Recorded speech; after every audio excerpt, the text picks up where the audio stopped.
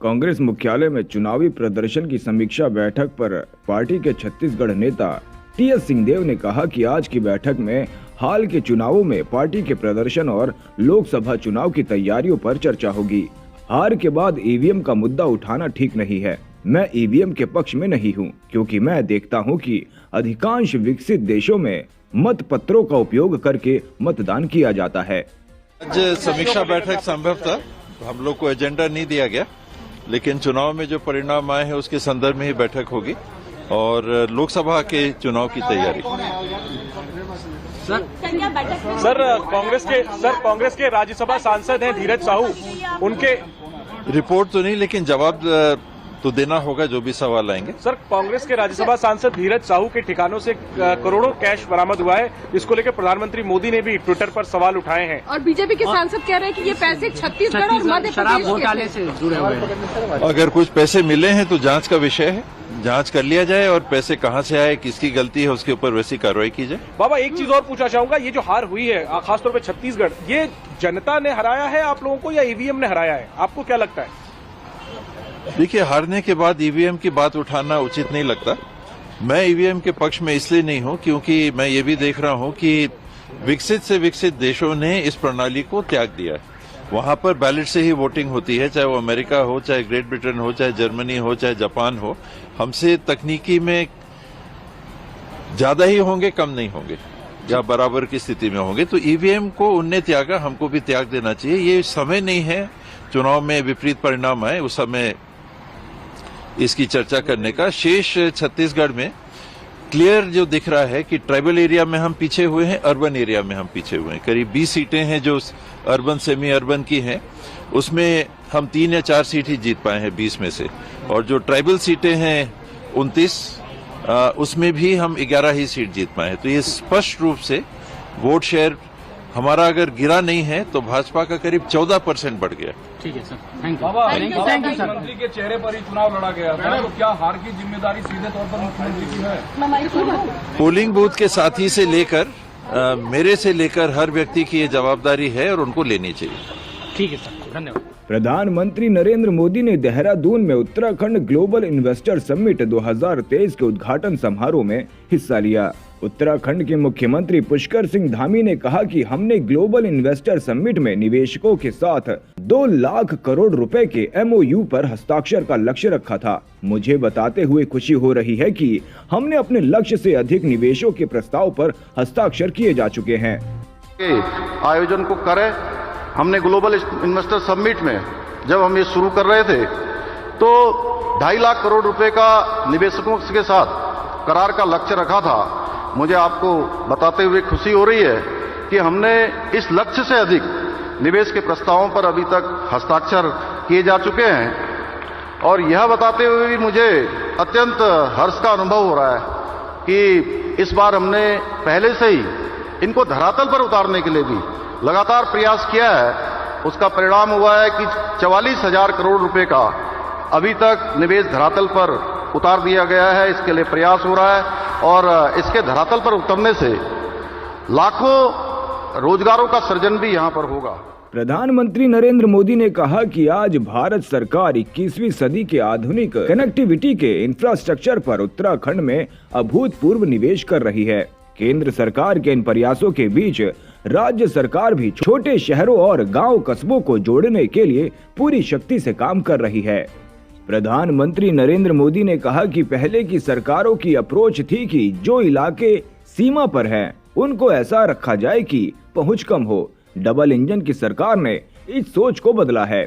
हम सीमावर्ती गांवों को लास्ट विलेज नहीं बल्कि देश के फर्स्ट विलेज के रूप में विकसित करने में जुटे हैं।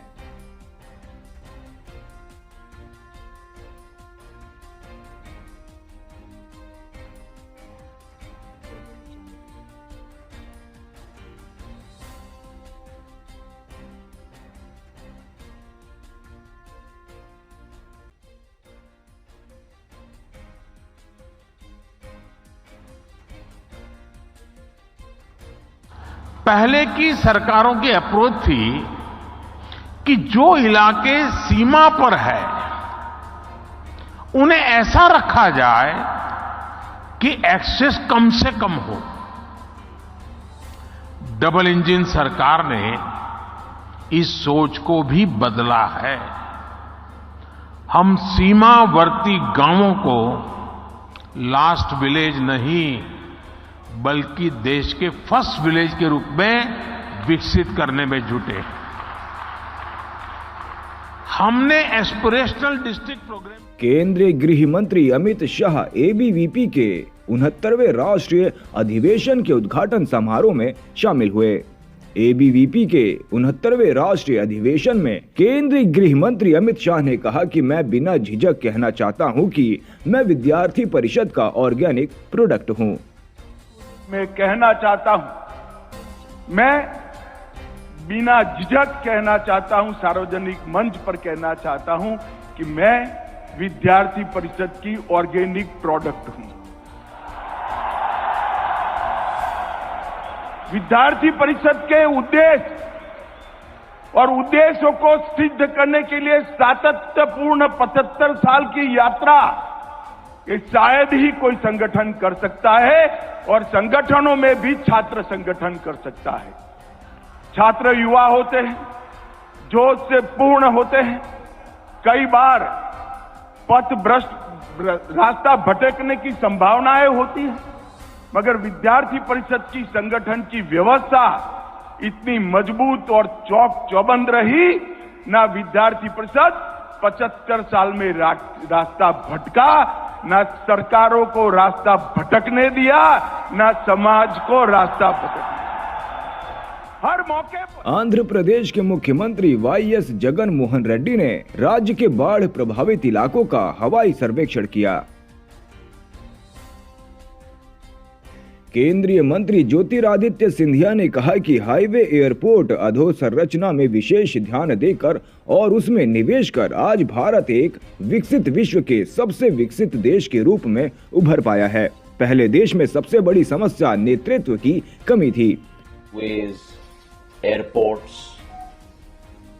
अधोसंरचना में ही विशेष ध्यान देकर और उसमें निवेश करके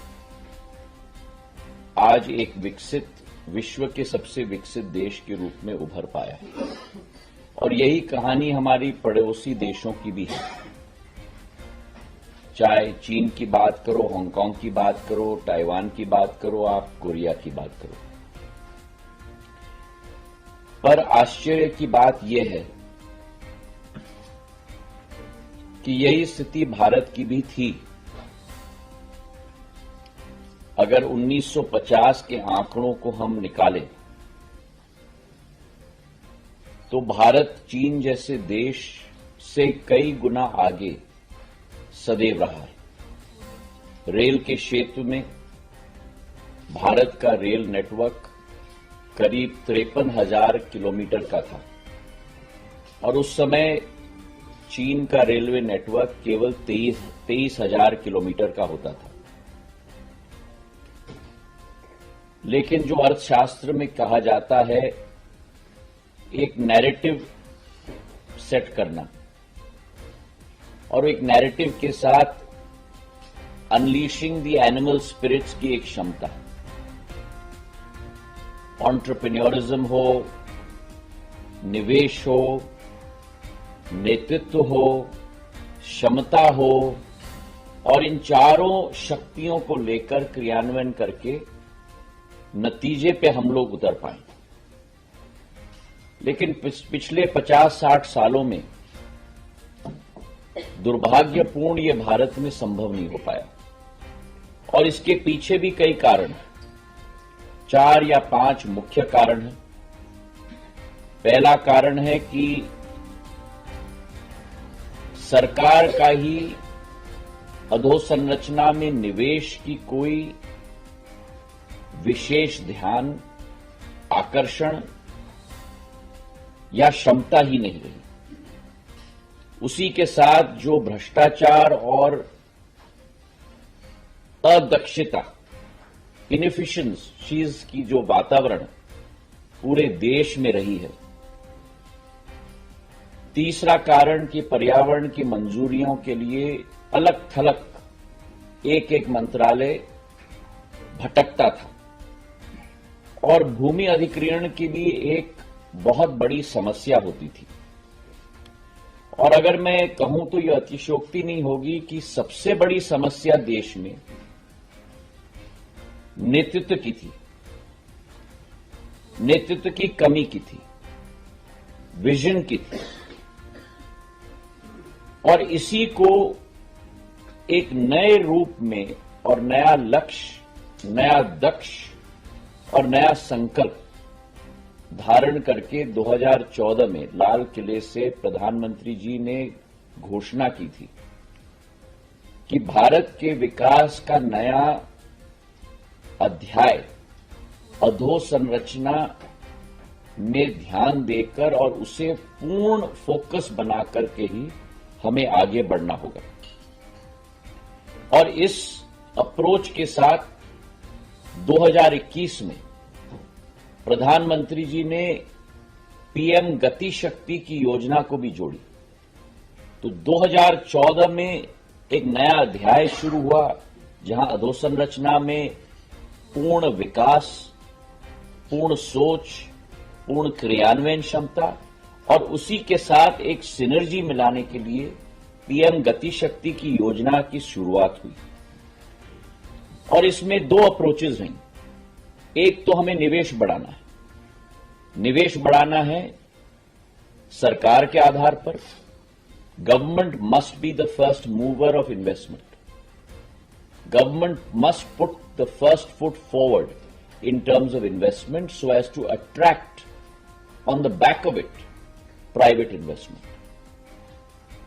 और उसी के साथ साथ हमारे विभिन्न मंत्रालयों में, विभिन्न डिपार्टमेंट्स में एक सिनर्जी और कोऑर्डिनेशन और कोहेजन का वातावरण भी हमें निर्मित करना पड़ेगा। और इस सोच, ट्विन अप्रोच की सोच और विचारधारा, फ्रंट फुट पे सरकार का निवेश, उसी के साथ निजी क्षेत्र के निवेश को आकर्षित करना और उस अप्रोच के साथ एक सिनर्जी सारे गवर्नमेंट डिपार्टमेंट्स के बीच में बेहतरीन सिनर्जी पीएम गति शक्ति योजना के आधार पर।